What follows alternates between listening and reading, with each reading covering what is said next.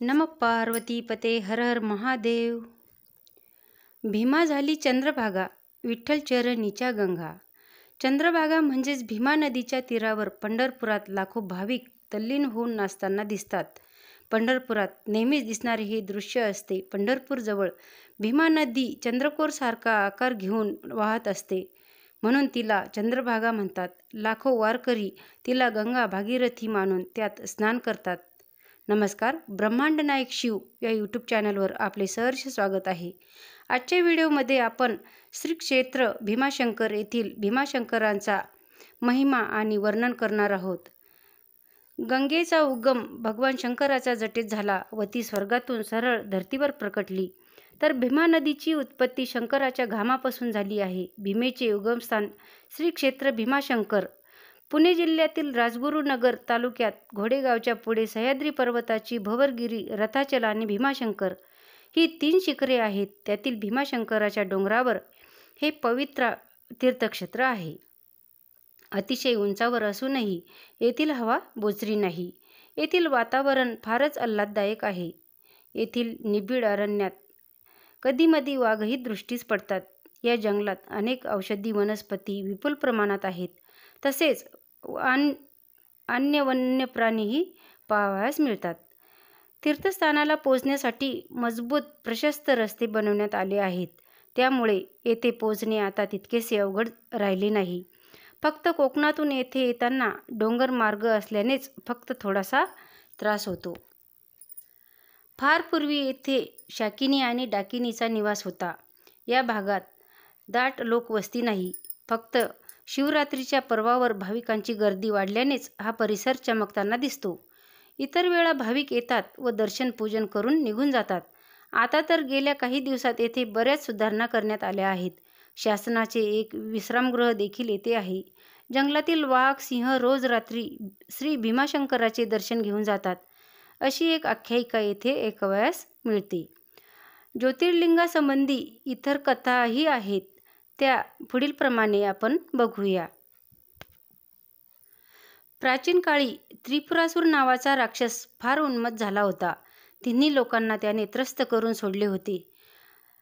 त्याच्या या कारवायांनी सर्व देवतांना सळोकी पळो करून सोडले होते। शेवटी स्वतः महादेव त्रिपुरासुराचा वध करण्यासाठी निघाले। भगवान शंकराने विशाल रूप धारण केले। त्यांचे ते रौद्र रूप बघून त्रिपुरासूर भयभीत झाला। दोघात अनेक दिवस घनघोर युद्ध झाले। शेवटी शंकराने त्रिपुरासुराचा वध केला। त्याच्या वधाने स्वर्ग, मृत्यू आणि पाताळ या तिन्ही लोकांचे संकट टळले। त्यावेळी भीमकाय रूप घेतलेल्या भगवान शंकरांना थकल्यासारखे वाटले। थोडी विश्रांती घेण्यासाठी म्हणून ते सह्याद्री पर्वताच्या एका उंच जागी बसले। अतिश्रमामुळे त्यांच्या शरीरातून जो घाम निघाला त्याच्या सहस्र धारा झाल्या। त्यापैकी एक धार वाहत जाऊन जवळच्याच एका कुंडात जमा झाली। तेथून ज्या नदीचा उगम झाला तिला भीमा असे नाव मिळाले। आजही भीमेचे उगमस्थान पाहावयास मिळते। भक्तांनी नंतर रुद्ररूपी शिवाची प्रार्थना केली व संत सज्जनाच्या संरक्षणासाठी आपण येथेच निवास करावा अशी विनंती केली। भगवान शंकराने ती विनंती मान्य केली व ज्योतिर्लिंग रूपाने येथेच राहिले। रावणाचा भाऊ कुंभकर्ण व कर्कटीपासून उत्पन्न झालेला एक अत्यंत वीर राक्षस होता। हा भीम नावाचा असुर धर्माचा नाश करणारा व प्राणीमात्रांना त्रास देणारा होता। जेव्हा त्याने आपली आई कर्कटी हिला स्वतःच्या पित्याबद्दल व निवासस्थानाबद्दल विचारले, तेव्हा ती म्हणाली की लंकापती रावण यांचे भाऊ असलेले कुंभकर्ण हे तुझे वडील होते। त्यांना श्रीरामाने मारून टाकले। मी आजपर्यंत लंका पाहिली नाही। तुझ्या वडिलांशी माझी भेट या पर्वतावरच झाली होती। त्याच्यापासून तुझा जन्म झाला आहे, तेव्हापासून मी याच पर्वतावर राहत आहे।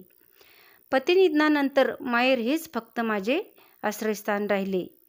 माझी आई पुष्कशी व वडील कर्कट हे जेव्हा अगस्त्य ऋषींना खाण्यासाठी गेले, तेव्हा त्यांनी आपल्या तपोबलाने माझ्या आईवडिलांना भस्म करून टाकले।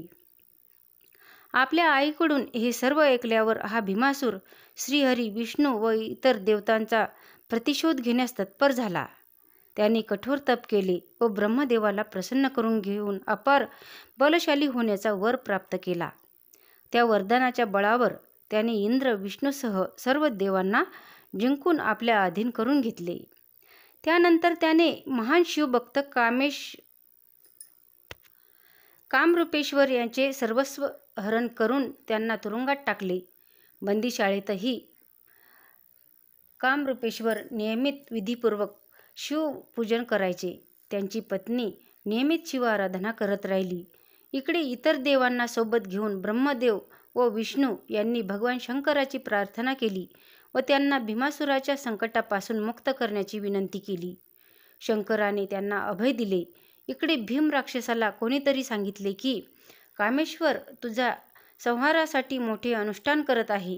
हे ऐकून भीम कारागृहात गेला व त्याने राजा कामेश्वराला त्याच्या पूजा अनुष्ठानाबद्दल विचारले. राजाने सर्व खरे सांगितले. यावर त्याने राजा कामेश्वराला सांगितले की तू शंकराऐवजी माझे पूजन कर. राजाने याला नकार दिला. यावर भीमासुराने चिडून जाऊन येथील पार्थिव शिवलिंगावर तलवारीचा प्रहार केला. पण त्यापूर्वीच तेथे शिवशंकर प्रकट झाले. नंतर त्या दोघात धनुष्य, बाण, तलवार, परशु, त्रिशूल आदींनी घनघोर युद्ध झाले. शेवटी तेथे आलेल्या नारद मुनीच्या विनंतीवरून शंकराने हुंकार केला. या हुंकाराने भीमासूर भस्म झाला. अशा तऱ्हेने देव कष्टमुक्त झाले. सर्व देवांनी व ऋषीमुनींनी मिळून शिवाला विनंती केली की आपण या ठिकाणी निवास करावा. त्यांच्या विनंतीला मान देऊन लोककल्याणार्थ महादेवाने भीमाशंकर नावाने तेथे निवास केला व ज्योतिर्लिंग रूप धारण केले. स्वयंभू महादेवाचे हे निवासस्थान रथाच्या आकाराच्या डोंगरात आहे. या डोंगराला रथाचलम असे म्हणतात. पूर्वी या भागात भतीराव नावाचा लाकूड तोड्या राहत असे. एकदा लाकडे आणण्यासाठी तो वनात गेला. एका वृक्षाच्या बुंध्यावर जशी त्याने कुऱ्हाड मारली तोच खाली जमिनीतून रक्ताच्या सुळकांड्या उडाल्या.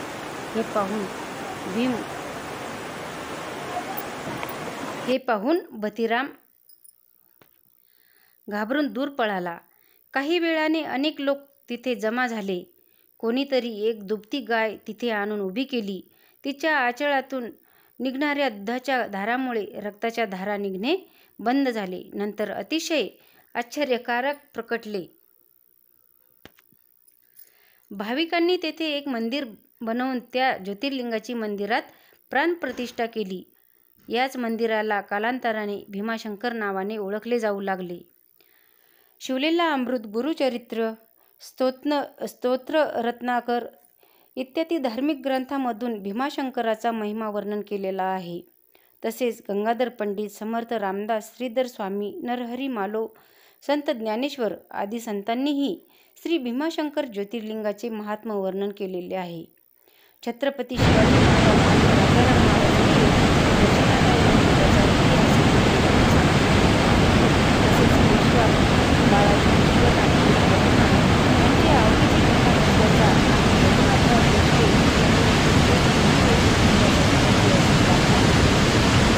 श्रीमंत पेशव्याची नाना पुरुषांनी या मंदिराचा जीर्णोद्धार केला. पुण्याचे सावकार चिमणाजी अंताजी नाई भिडे यांनी इसवी सन 1437 मध्ये या मंदिराचा सभामंडप बांधून काढला. श्री भीमाशंकराचे मंदिर हिमाळपंथी पद्धतीने बांधले असून संपूर्ण मंदिराला दशावताराच्या मूर्तीने सजवले आहे. अतिशय कोरीव कामाने मंदिर नटले आहे. मुख्य मंदिराजवळच नंदीचे मंदिर आहे. जवळच एक प्रचंड घंटा बांधली असून तिचे वजन 5 मन आहे. त्या घंटेवर इसवी सन 1721 असे कोरले आहे. हिच्या निनादाने संपूर्ण परिसर दणाणून जातो. दररोज रुद्रमहिम्न आदी स्तोत्राद्वारे व दह्यादुधाने श्री भीमाशंकराला अभिषेक होतो. पूजेचे सर्व साहित्य अतिशय उंची व महागमोलाचे असते. येथील निसर्ग सौंदर्य अतिशय सुंदर व नेत्रसुखद आहे. श्री भीमाशंकर मंदिराच्या परिसरात अनेक प्रेक्षणीय स्थळे आहेत व त्यांच्याशी संबंधित अनेक